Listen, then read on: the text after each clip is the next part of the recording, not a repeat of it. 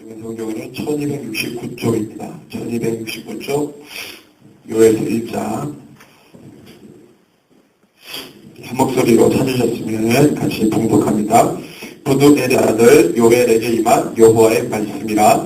늙은 자들아 너희는 이것을 들을지어다. 땅의 모든 주민들아 너희는 귀를 기울일지어다. 너희의 날에나 너희 조상들의 날에 이런 일이 있었느냐.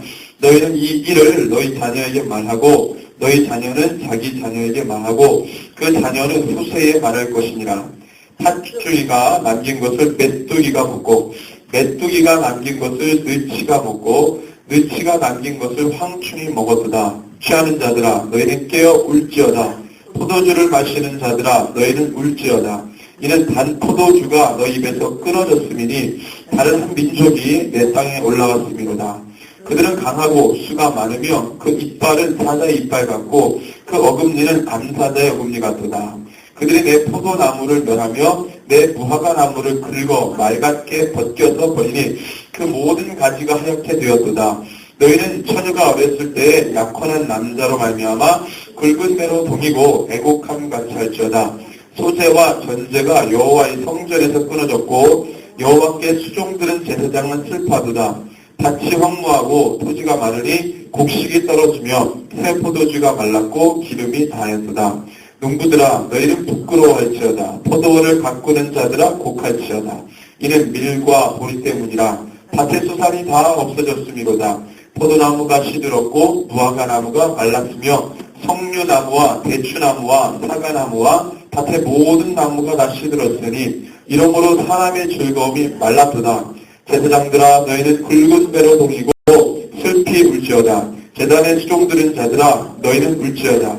내 하나님께 수종드는 자들아 너희는 와서 굵은 배 옷을 입고 밤이 새도록 누울지어다. 이는 소재와 전제를 너희 하나님 성전에 드리지 못함이로다. 너희는 금시기를 정하고 성회를 소집하여 장로들과 이 땅의 모든 주민들을 너희 하나님 여호와의 성전으로 모으고 여호와께 부르짖을지어다. 슬프다 그날이여 여호와의 날이 가까운 날이 곧 멸망같이 전능자에게로부터 이르리로다. 먹을 것이 우리 눈앞에 끊어지지 아니하였느냐. 기쁨과 즐거움이 우리 하나님의 성전에서 끊어지지 아니하였느냐. 씨가 흙덩이 아래에서 썩어졌고 창고가 비었고 곡간이 무너졌으니 이는 곡식이 시들었음이로다. 갓주기를 부짓고 소떼가 솟아나니 이는 꼴이 없음이라. 양떼도 피곤하도다. 여호와여 내가 주께 부르짖으오니 불이 목장의 풀을 살랐고 불꽃이 들의 모든 나무를 살랐음이니이다. 들짐승도 주를 향하여 활덕거리오니 시내가 다 말랐고 들의 풀이 불에 탔음이니이다. 아멘. 소요에서 연구 44번째 시간입니다. 그때라는 주제를 가지고 우리 요엘서 말씀을 또 이렇게 한 장 한 장 보겠습니다.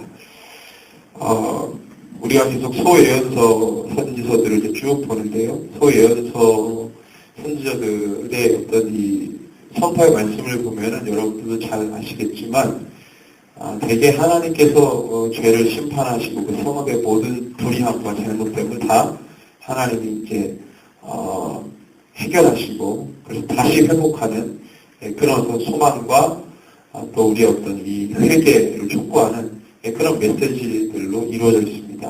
그럴 수밖에 없는 것은 선지자의 기능 자체가 시대 하나님의 마음을 그대로 전달하는 자이기 때문에 하나님께서 그 땅에 대해서 좋은 마음을 품으시면 선지자를 통해서 좋은 마음이 선포되어지게 되고 그 땅에 하나님 앞에 폐괴하고 공의가 없고 사랑이 없고 하나님에 대한 믿음이 사라졌다면 선지자를 통해서 그것을 그대로 전달하게 합니다. 근데 퍼센테이지를 보면은 이스라엘 민족이 하나님 앞에 순종한 일보다 범죄하고 불순종한 일이 더 많았기 때문에 대부분의 선지자들의 메시지들은 좋은 얘기가 별로 없고 그들의 어떤 잘못됨을 경성하게 하고 촉구하는 메시지들이 거의 대부분입니다. 왜 그러면 선지자들을 보내냐면 한 가지 마음이죠. 돌아오게 하는 겁니다. 돌아오게 하기 위해 선지자를 보내신 거죠. 그래서 우리가 12명의 선지자를 쭉 이렇게 관찰해 보면은 하나님께서 늘 그 선지자를 통해서 여지를 줍니다. 여지를 주세요. 그 백성이 주께로 돌아올 여지를 주십니다. 그래서 그 여지가 우리는 어떻게 받아들이냐면은 하나님 왜 여지를 주시겠어요? 하나님 왜 기회를 주시겠어요? 왜 시간을 주시냐고요. 이 죄에 대해서 주님이 알고 심판하시기까지 기간이 있는데 그 텀을 왜 주시겠어요? 주님의 어떤 국률이 있는 거죠. 주님의 국률이 있고 인애가 있고 자비가 있고 사랑이 거기에 들어가 있는 거죠. 그런데 그 하나님의 그 마음 가운데 들어오지 못하는 자는 슬프게도 어떤 자냐면 그런 하나님의 마음을 알아차리지 못하고 여전히 죄 가운데 있는 사람입니다. 영혼이 여전히 죄 가운데 있으면 하나님께서 계속 기회를 주다가 오는 자도 있지만 그렇지 않는 자들은 계속 그 죄 가운데 있는 것이죠. 그러면 그들은 하나님의 사랑을 한 번도 경험해 보지 못하고 믿지 않고 신뢰하지 않고 결국에는 주님이 사랑이시라는 것을 고백해 보지 못합니다. 얼마나 슬픕니까? 얼마나 불쌍합니까? 그죠? 인생 한 번 왔다 가는 것인데 상천하시에 하나님 같은 분이 없는데 그 하나님을 단 한 번도 그 인생 가운데 경험을 못한 거예요. 하나님이 어떤 분이다라는 고백을 단 한 번도 나의 것으로 만들지 못하고 늘 다른 데서 들은 것만 가지고 읽고 주님을 바라봤어요. 그것이 내 것이 되지 못했습니다. 그 인생 한 세기도 안 되는 100년도 못 사는 그 인생 가운데 단 한 번도 하나님을 인격적으로 만나지 못했고 얼마나 억울하고 슬프겠어요. 저는 그것이 어떤 인생들을 바라보면은요, 그게 너무 안타까운 거예요. 너무 안타까운 거예요. 적어도 하나님을 믿었다면은 단 한 번은 그런 은혜의 경험이 있어야 또 내가 넘어지더라도 그 은혜 때를 생각하고 그때를 생각하고 돌아갈 거 아닙니까? 근데 그 경험이 없는 거예요. 종교인으로 살다 종교인으로 가는 거죠. 늘 흉내내기 바쁜 거예요. 얼마나 불쌍한지. 그래서 하나님께서는 이 선지자들을 보내십니다. 그런데 여러분들 잘 보세요. 지금은 매체가 발달했기 때문에 유명한 목사님이 기독교 방송에 나와가지고 자기 교회에서뿐만 아니라 기독교 방송에 나와가지고 자기 교회뿐만 아니라 다른 사람들도 이렇게 많이 이렇게 은혜를 끼치고 설교를 듣게 합니다. 방송이 있기 때문에. 그래서 많은 사람들이 또 이렇게 하나님 복음에 대한 말씀을 듣게 되는데 이 당시 때만 해도 매체가 없잖아요. 그럼 이 사람이 선지자들의 이 하나님의 선포를 여러분들 생각해보세요. 몇 명이나 들었을 것 같습니까? 이 선지자들이 하나님의 말씀 듣고 내가 이것을 저 동읍에 있는 이 성읍에 있는 사람들에게 전달해야 되는데 어떠한 방법으로 이 선지자들이 말했으며 그 말을 몇 명이나 들었을 것 같아요. 만약에 그 성읍에 10만 명이 있다. 니느웨 같은 성읍에는 몇 명 있었습니까? 요한한 때는 한 12만 명이 있었다고 했어요. 그 요나가 뛰어가면서 전했는데 그 12만 명이 다 들었을까요? 여러분 어떻게 생각하세요? 여러분들 이 선지자들의 말을 들은 사람들이 극소수입니다. 그럼 그 사람들이 듣고 뭐 해야 되죠? 전달해야 됩니다. 전달. 그래서 이 메시지를 들은 사람들이 선지자들뿐만 아니라 분명히 이 말을 듣고 내가 회개해야 되겠다는 마음을 품은 자들이 누구에게도 회개를 권합니까? 옆에 있는 사람에게, 가족에게. 그 회개 영역이 확산되는 겁니다. 선지자들이 어떤 능력을 가지고 그 성읍에 있는 모든 사람들에게 전달하겠어요? 가까운 방문해가지고 신방하듯이 전하겠어요? 아니면 그 높은 성읍에 올라가가지고 큰 나팔을 불면서 얘기하겠어요? 넓은 광장에 가서 얘기한 줄 몇 명이나 듣겠습니까? 모든 사람들에게 전달할 수 없어요. 중요한 것은 이 선지자가 그 성읍에서 이 하나님의 말씀을 주신 것을 배워했느냐, 사람들에게 얘기했느냐. 그래서 그 성읍이 정말 은혜 받은 성읍이라면 이 선지자의 말을 듣고 깨달은 사람들이 누구에게 전달합니까? 주위 사람들에게 전달하는 거예요. 그 역할이 미진했다면 그 성읍은 구원받을 자가 적게 되는 것이죠. 자, 오늘 요엘서 말씀 1장에 보면은요, 오늘 말씀의 제목이 그때인데, 자, 하나님은 시간표를 맞춰놓고 역사를 진행하십니다. 시간표. 하나님의 시간표가 있어요. 하나님 그 시간표대로 본인이 정해놓으신 시간표대로 하나님이 역사를 진행하십니다. 때를 정해놓으시고 그 때를 향해서 주님이 진행하시는 거예요. 근데 우리는 하나님이 정해놓은 그때가 있다는 것을, 시간표가 있다는 것을 망각합니다. 제가 묻습니다. 우리가 예수를 왜 믿죠? 우리가 기독교라는 이 조교라고 말하기도 그렇지만 우리 예수를 왜 믿습니까? 우리 하나님 왜 경배하고 예배합니까? 두 가지 큰 이유가 있다고 봅니다. 첫 번째는 죄사. 우리가 죄사함이 되면 영원히 구원받잖아요. 그죠? 그래서 그 길 여신분이 누굽니까? 예수 그리스도. 오직 예수. 내가 길이요 진리요 생명이니. 예수님밖에 없으니까 우리가 죄사함 받고 구원에 이르기 위해서 예수님 믿는 거죠. 그거 하나. 두 번째는 뭡니까? 사명 감당. 성경에 보니까 구원받은 자들에게 뭘 주세요? 사명 주잖아요. 사명. 여러분들 구원받은 자들에게 반드시 사명이 임합니다. 내가 구원을 받았는데 사명이 없다면 그것은 구원받지 않았다는 거예요. 왜? 구원받은 자들에게 뭘 주는데? 사명을 주잖아요. 그 사명이 뭡니까? 예수님이 마태복음 28장 18절에서 20절에 예수님이 뭐라고 말씀하시죠? 너희는 모든 족속으로 제자를 삼아 하나님 아버지와 아들과 성령의 이름으로 뭐예요? 세례를 주고 내가 너에게 분부한 모든 것을 가르쳐 지키게 하라. 세상 끝날 때까지. 사명이죠. 그러면 내가 이 사명을 받았으니까 거창하게 막 이게 아니라 내가 예수를 믿었다면은 내 주변 사람들에게 뭐 해야 하는 거예요? 예수를 증거. 예수를 증거하면 어떻게 해요? 그 사람들이 예수를 인격적으로 만나도록 섬기고, 그다음에 예수 제자가 되도록 섬기고, 또 어떻게 해요? 이 말씀을 가르쳐 지키도록 하는 것이죠. 그래서 제자가 제자를 낳고, 그 제자가 또 제자를 낳고, 예수 그리스도의 제자들, 성도도 의미가 약합니다. 성도. 너무 약해졌어요, 성도. 거룩한 자들인데, 우리가 멀어가지 않잖아요. 좀 더 강한 표현이 필요합니다. 제자. 완전히 예수에 미친 사람들. 예수의 제자, 예수와 같은 사람. 그렇죠? 예수의 영성과 예수의 정신과 예수의 마음을 가진 사람. 이 두 가지가 예수를 믿는 이유예요. 근데 과거 교회들이 무엇에 치중했습니까? 구원. 개인 구원. 죄의 용서. 이거에 치중했어요. 사명에 대해서는 그거는 뭐 특별한 사람들, 뭐 달란트가 많은 사람들, 목사님들, 성직자들만 사명 감당이고 우리 평신도들은, 우리 뭐 성도들은 뭐 그냥 예배만 드리면 되지 이러고 한 거예요. 성경 어디에도 그리 쓰지 않습니다. 직분은 사람이 만든 거예요. 직분은. 목사 사람이 만든 겁니다.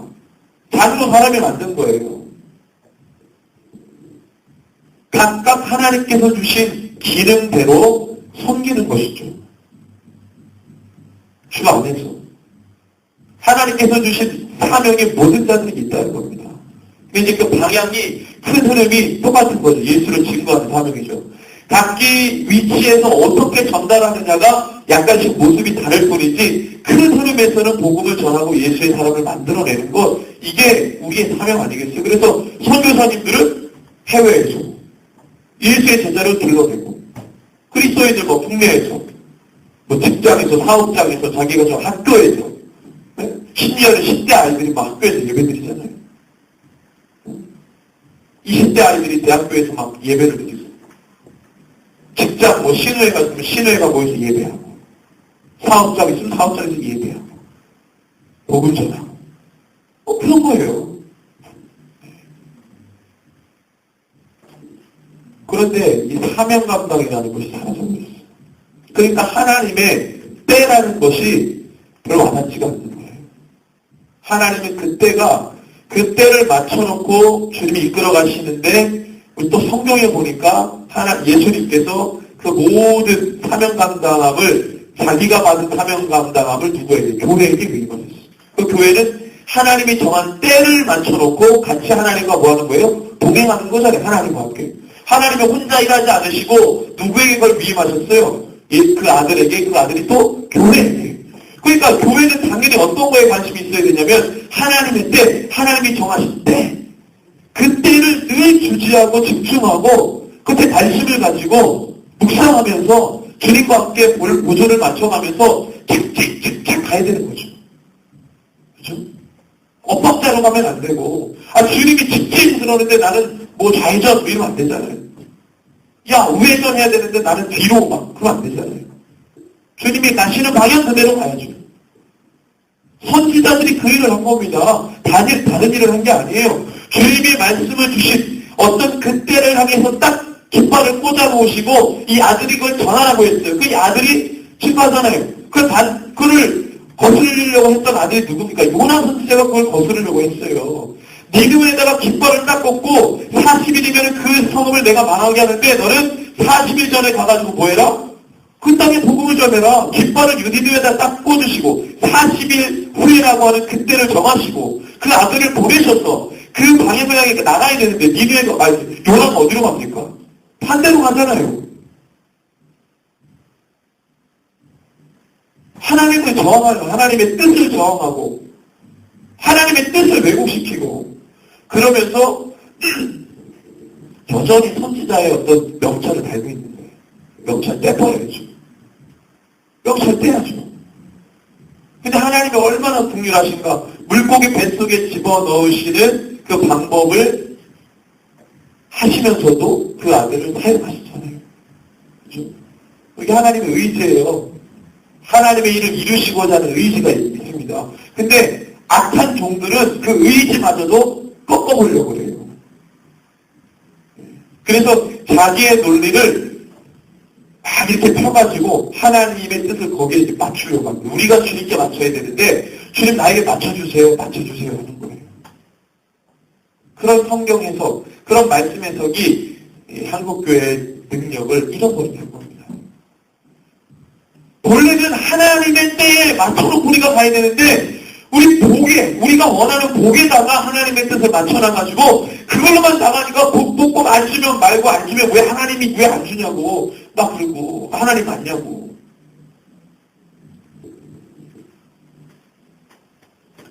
보십시오. 선지자들은 그대로 하나님의 어떤 이 출구역, 하나님의 어떤 채널이에요. 하나님의 뜻과 하나님의 말씀을 담고 그대로 증거하는 채널이에요. 하나님의 말씀을 받고 자기의 뜻을 해석해가지고 이렇게 하는 사람이 아니었습니다. 자, 보십시오. 이 요엘 선지자가, 언제, 어느 시기에 사역했는지는, 이 요엘서에 나오지 않기 때문에, 학자들도 굉장히 분분해요. 그래서 심지어 요엘 선지자의 시기를, 400년, 500년 차이가 납니다.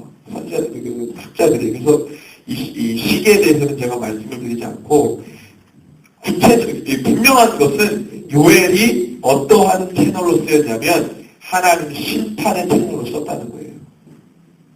어떠한 민족 한 국가 그 시대에 하나님의 심판의 메시지를 전달하는 채널로 쓰임받았다는 겁니다. 그건 분명하죠. 어느 시기인지는 모르겠으나 이 요엘 선지자를 통해서 하나님 그렇게 살겠다는 것입니다. 그래서 오늘 말씀에 보면은 2절에 늙은 자들아 너희는 이것을 들을지어다. 땅의 모든 주민들아 너희는 귀를 기울일지어다. 들을지어다 기울일지어다. 우리 하나님께서 중요한 메시지를 전달하실 때 선자들에게 들어라. 히브리어로 쉐마하는데 들어라. 들으라는 거예요. 여러분들 군대에서 주목 그러면은 뭐합니까? 지휘관이 병사들이 막 이렇게 있다가 주목 그러면은 어딜 쳐다봐야 되죠? 지휘관이 주목하면은 병사들이 누굴 쳐다봐야 돼요? 지휘관이 쳐다봐야 돼요. 왜? 주목이라는 구령을 외쳤다는 것은 이제 뭔가 말을 하겠다는 거죠. 그럼 병사들이 주목 그랬는데 말하든지 말든지 그리고 자꾸 이렇게 행동하면 되겠어요? 안 되겠어요? 아니죠. 주목 그러면은 그 지휘관을 딱 향해서 바라보는 거예요. 주님이 지금 주목시킨 거예요. 주목. 들으라는 거예요. 하나님이 지금 말씀하시니까 들으라는 거죠. 우리 교회에서는 말씀 전하기 전에 목사님들이 주목 그러면 시험 드니까 뭐라고 합니까? 할렐루야. 그죠? 왜 할렐루야라고 했어요? 이제 말씀 전한다 이거죠. 왜 말씀 전하니까 할렐루야. 아멘. 그죠? 목사님들 나오면 주목 그럼 거기 아멘 할 사람 있겠어요? 무슨 주목이야. 교회에서. 그죠? 근데 의미가 그렇다는 거죠. 주목. 집중하라는 거예요. 하나님의 말씀을 지금 대언하겠다는 거죠. 하나님의 말씀이 하늘에서 땅에 떨어져요. 주기도문에 보니까 하늘의 뜻이 땅에서 이루어지리다. 근데 하나님의 그 하늘의 의지가 지금 땅에 떨어져서 너희들에게 들려서 내가 그걸 성취할 건데 들으라는 거예요. 이 요엘 선지자에게 그 채널을 사용하셨잖아요. 그러면 사실은 말씀이 너희의 날, 히브리어로 용이라는 뜻입니다. 너희의 날에나 너희 조상들의 날에 이런 일이 있었느냐. 말하자면 우리식으로 말하면 어느 때에 너희의 때에 너희들의 역사의 어느 한 시점에 어느 때에 정확히 어느 때인지는 모르겠지만 너희 그때에 이런 일이 있었느냐 그러면서 하시는 말씀이 엄청난 심판. 그래서 내가 너희에게 말할 테니까 3절에 보니까 이것을 어떻게 전달해요? 너희 일을 너희 자녀에게 말하고 너희 자녀는 자기 자녀에게 말하고 그 자녀는 후대에 말하고. 예. 뭐 좋은 말씀이라고 자녀들에게 말해. 심판한다는 말이 뭐 좋은 말은 아니잖아요. 근데 주님이 말씀하세요. 왜 하나님께서 심판하신다는 것을 왜 자녀들에게 후세에게 말하라고 하냐면 그 심판의 행위 속에 주님의 교훈이 있기 때문에 그렇습니다. 아버지의 거룩한 의지가 담겨있기 때문에 그것을 교훈 가르치라는 거예요. 전달하라는 거예요. 하나님의 이 시대를 향한 거룩한 의지를 가르치라는 거예요. 그래서 너희 자녀들이 멸망받지 않도록 너희 자녀들이 멸망 가운데 들어가지 않도록 오히려 하나님의 은혜 가운데 들어가도록 하라는 거예요. 너희의 부모 세대는 너희 죄로 그 부모의 세대의 죄로 멸망당할 것이지만 자녀 세대까지 멸망당하면 안 되잖아요. 그렇죠? 그래서 4절에 보니까 남기는 것이 없이 싹 다 주님이 걷어가신다는 겁니다. 여러분들 이 율법에 보면은 소외되고 가난한 자들에게 남기는 법이 있어요. 남겨주는 법. 남기는 법. 추수를 해도 추수를 다 하면 안 돼요. 왜? 가난한 자들이 와가지고 이렇게 일정 부분 가져갈 수 있도록 그런 남기는 은혜가 있습니다. 남겨주는 법이 있고 남기는 은혜가 있어요. 하나님의 사랑이거든요. 근데 여기 보면은 4절에 보면은 남기는 게 없이 싹 다 걷어가시는 거예요. 엄청난 심판이죠. 땅에서 걷어들일 게 없어요. 땅에서 뭔가를 취할 수 있는 게 없어요. 예. 부자나 가난한 자나 땅에서 뭔가를 얻을 수 있는 게 없는 거예요. 하나님 다 걷어가시는 거예요. 야, 땅의 것은 누구의 것입니까? 땅의 모든 것이 누구의 것이에요? 하나님의 것을 걷어간다는 표현이 있습니다. 걷어가시는 거예요. 하나님. 가져가시는 거예요. 주의 것으로 가져가시는 거예요. 여러분들 여기에 말씀해 보면 제사장들 소재와 전제 드릴 것이 없어가지고 제사장들도 막 힘들어하거든요. 자, 이 보십시오. 땅이 폐괴했는데 그 폐괴한 것을 가지고 전제와 소재를 드린들 하나님 받으시거든요.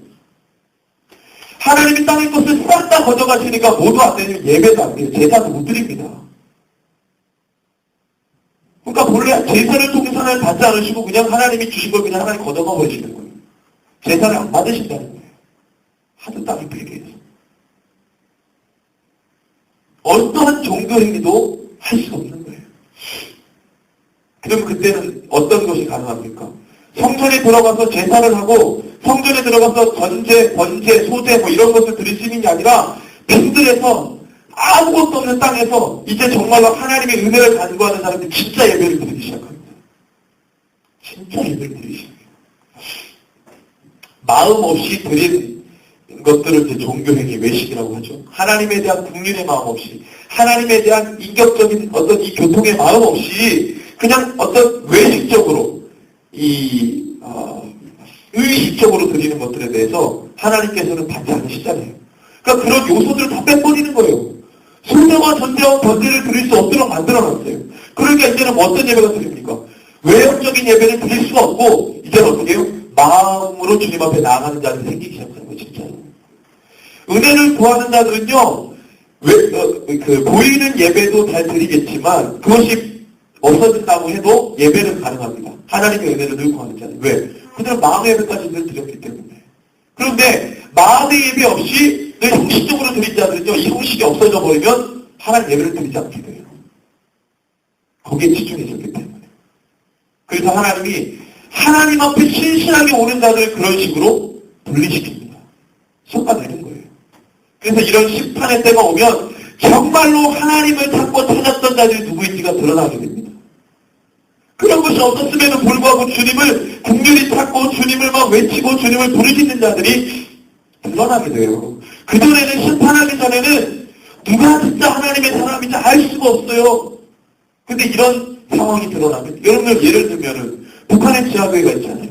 북한이 100년 전에 평양에서 엄청난 대붕이 일어났어요. 그때는 다 은혜를 받고 나니까 정말 하나님의 진리를 붙잡은 사람이 누군지 모르죠. 그런데 뭐예요?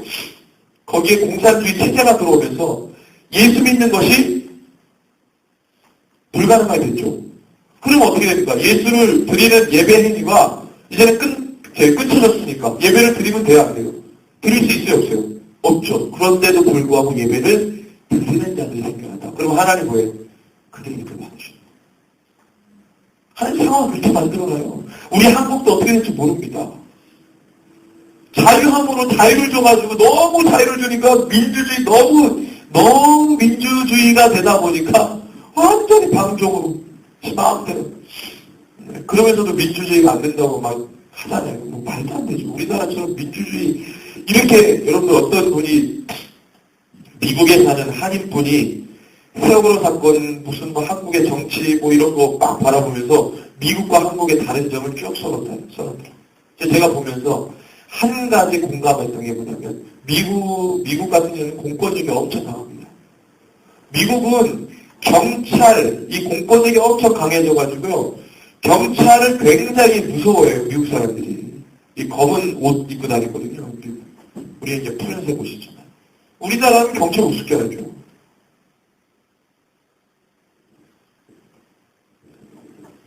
국가가 여러분들 이게 진짜 시대가 이게 정말로 너무 달라진 거예요. 어떻게 보면 하나님께서 막 그렇게 여러분들 이 북한 체제가 막 그렇게 사람들을 막 신앙의 자유를 다 빼앗아 버리고 막 그렇게 했는데도 이 정말 하나님을 붙들고 사는 자들이 막 이렇게 드러나고 나타나게 되고 나중에 이제 한국도 이제 막 자유를 다 빼앗기고 공권력이 막 강화되면요 국가가 여러분들 구원파 막 그런 거 보셨죠? 구원파. 뭐 그래도 이제 이단이니까 뭐 우리랑 좀 다르지만 그렇게 기독교를 탄압하는 때가 막 올 거예요. 또 지금도 지금 이제 우리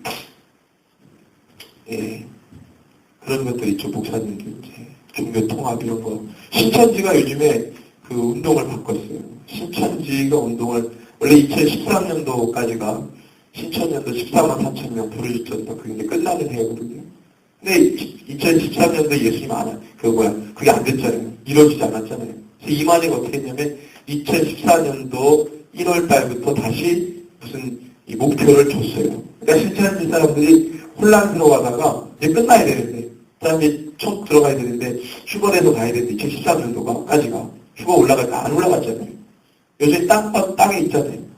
그러니까 이만희가 당황스러운 거죠. 원래 또 사기치는 사람인데. 그러니까 또 이제 뭐예요? 목표를 준 거예요. 그래서 신천지 혼란스러워하다가 또 목표를 주니까 그걸 향해 달려가는데, 뭐냐? 종교 대통합. 종교 대통합. 그러니까 마귀가 하는 짓이 아무리 지가 예수라고 해도 여러분들 통일교도 종교 대통합. 통일교는 지금 한학자가 지금 교주거든요. 한학자 누군지 아시죠? 문선명 아내. 한학자가 지금 교주예요. 지금 신천지도 교주가 김남이라고 해가지고 지금 이만희 세컨드. 지금 그 여자가 지금 교주를 해가지고 이단의 교수들 남자들은 다 죽고 여자들이 막 지금 올라요. 아유 이세배도 아니고 마지막 때 되면 음란하게 막 팔을 치니까 막 그런 식으로 이단의 교수가 막 그렇게 얼마나 음란한 사람들입니까 그 사람들. 음란한 사람들이에요. 마귀가 하는 짓이 그거예요. 그러니까 종교 대통합 뭐예요 이거. 요즘에 종교 대통합 뭐 신천지만 합니까? 통일교도 종교 대통합, 천주교도 종교 대통합, 불교도 그렇고 뭐 다 종교 대통합. 종교 통합 하면 안 된다고 하는 데가 어디입니까? 유일하네. 개신교 교회들 중에서도 얼마 되지 않아요. 종교 통합하면 안 된다고. 개신교 교회들. 빼고는 다 모든 이단과 천주교, 불교, 무슨 할 것 없이 다 이슬람교도 다 종교 대통합을 이야기합니다. 마귀가 하는 짓이죠.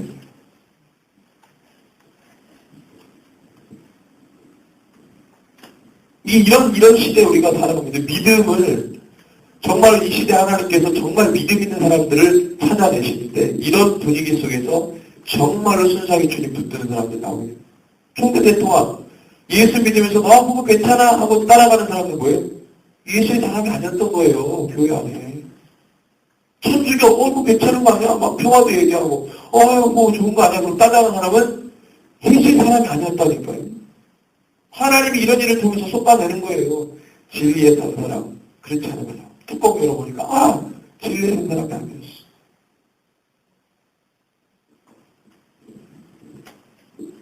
이 하나님의 심판에 대한 이 메시지를 전달하는 교회예요.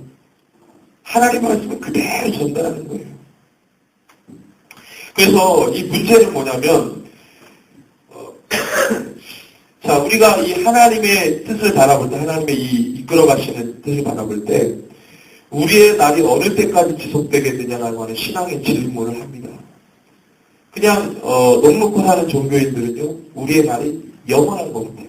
계속 이렇게 무슨 심판이야, 무슨 끝이야, 무슨 전쟁이야, 무슨 환란이야, 그런 거 없어요. 그냥 이대로 쭉 간다고 생각해요. 여러분들 성경을 보십시오. 성경의 내용을 보면은 늘 하나님이 심판과 구원이라는 이 두 가지를 놓고 계속 역사를 운행해 가셨어요. 그런데 심판과 종말은 두 가지로 보는데 첫 번째는 개인의 심판과 종말, 그 다음에 모든 역사의 심판과 종말입니다. 성경은 이 두 가지로 나누거든요. 결국에는 모든 역사의 심판과 종말이 최종 그림이고 그것에 가기까지 무수히 많은 개인의 심판과 종말이 일어나고 있는 거예요.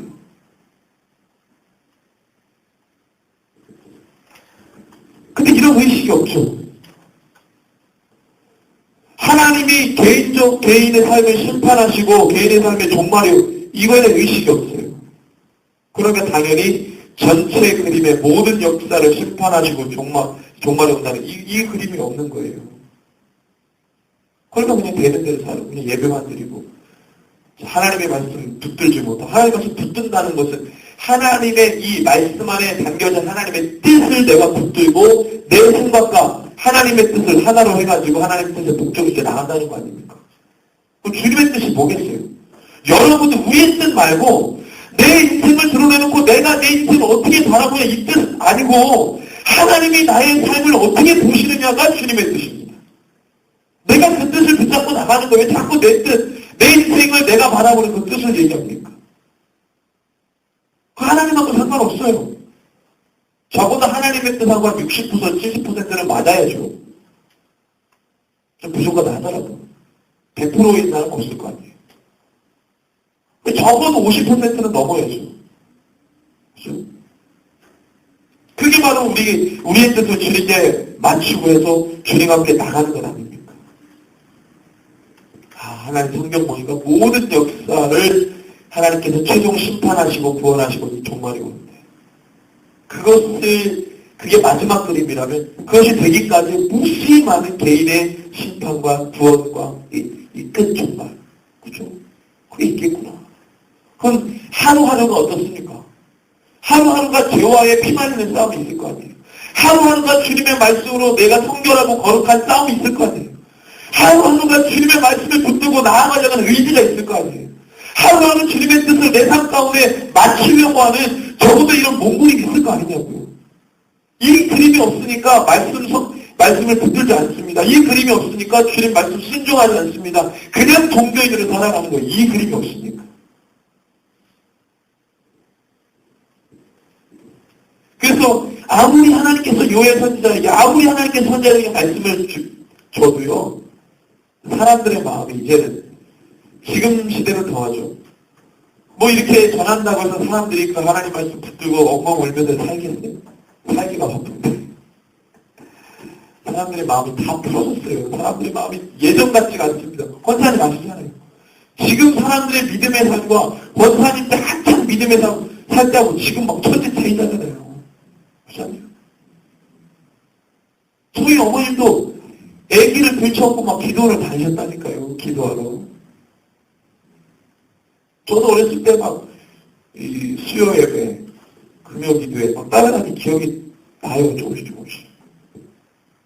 그렇게 했어요. 우리 어르신들은 그렇게 믿음 생활 했어요. 그래서 한국교회가 부흥한 거예요. 그 여성들의 그 눈물 기도를 통해서 한국에서 부흥한 거예요. 하나님이 그 기도를 받으셔가지고. 지금은 그런 게 없어졌어요. 열정 나시가지고 하나님에 대한 마음 나시가지고. 그렇죠? 거룩과 성결로 붙들려고 하는 그런 게 없고 그냥. 저희 어머님도 막 그 아기를 들쳐업고 다닐 때 기도 제목이 우리 한국교회. 내 삶을 뭐 이게 아니라 그때 기도 제목이 그랬어요. 70년대, 80년대 한국교회 기도 제목이 뭐였냐면 한국교회 이렇게 달라고 그거였어요. 부흥 달라고, 한국교회 부흥 달라고. 내 인생 부흥이 아니라 한국교회 막 엄청 기도했어요. 70년, 80년대. 그러니까 하나님이 90년대까지 그 기도 응답하셨잖아요. 그래서 하나님이 한국교회를 부흥시키니까 경제가 일어나고 그래서 하나님이 이렇게 된 거예요. 여기 한국교회. 세계 역사를 아는 사람들은 찬사를 합니다. 한강의 기조. 어떻게 정확히 말하면 100년이 아니에요. 정확히 말하면 60년이다. 50년. 50년 만에 한국이 OECD 국가에 들어간다는 거는 이거는 엄청난 기적이에요. 기적. 박정희 대통령 때만 해도 우리나라가 아프리카 어느 그 나라보다도 못 살았어요. 에티오피아보다 못 살았어요. 6.25 전쟁 때 에티오피아가 우리나라 와가지고 도와줬잖아요. 그리고 참전했잖아요. 도움을 받았던 나라예요. 박정희 대통령 시대까지. 너무 박정희 그때 아시잖아요. 너무 한국이 가난해가지고 너무 찢어지게 가난해가지고 뭔가 그때는 경제 살리는 거 외에는 할 수가 없었어요. 그때 발맞춰서 막 교회들이 일어나고 기도하고 한국이 살려달라고 기도. 이게 다 없었어요. 그것이 회복이 안 돼요. 왜냐면은 이 한국의 정서가 완전히 죄악 체제로 되어버렸기 때문에 그건 뭐 일어나도 거기서 그냥 자만 불심만 왔다 갔다 많은 거죠. 이제는 뭐냐 믿음을 지키기 때문에 믿음을 지키는. 그나마 믿음을 지켜야 되는 거죠. 이제는. 미혹이 하도 팔을 치니까.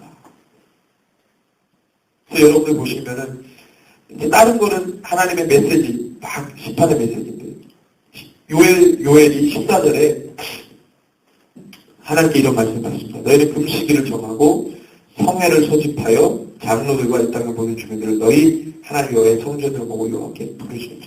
하나님께서 모으게 하고 부르시게 하십니다.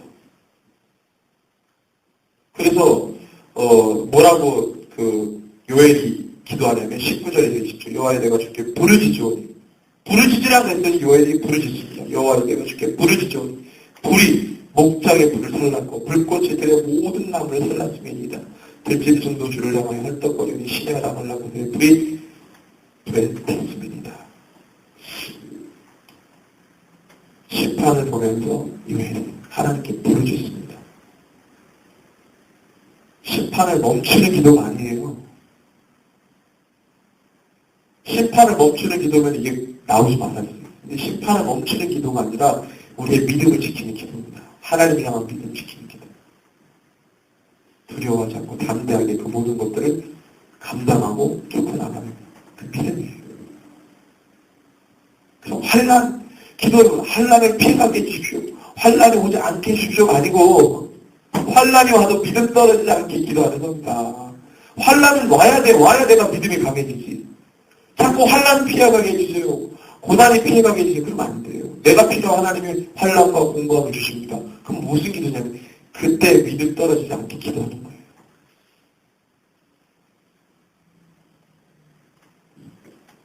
지금 환난 아닌 게 어디 있습니까? 다 정서가 죄악인데 믿는 자들 어떻게 살아요 지금. 적당히 타협하지 않으면 살 수가 없습니다. 이 시대에. 그러니까 하나님은 적당히 타협하는 것도 안 되는 거예요. 믿는 자들이 믿음을 지키는 거예요. 순종한, 순결한 믿음. 그래서 지금 교회들의 제목이 달라집니다. 기도 제목이 다 거룩으로 바뀌었어요. 거룩. 기도하는 교회들. 성결과 거룩으로 다 바뀌었어요. 기도하는 단체나 기도하는 교회나 성결도 다 기도 내용이 이 주제가 바뀌었어요. 거룩과 성결 이런 쪽으로 다 바뀌었어요. 옛날에는 부흥. 5년 전, 10년 전만 해도 막 부흥 그랬어요. 지금은 아니에요. 거울과 성경이 다 바뀌었어.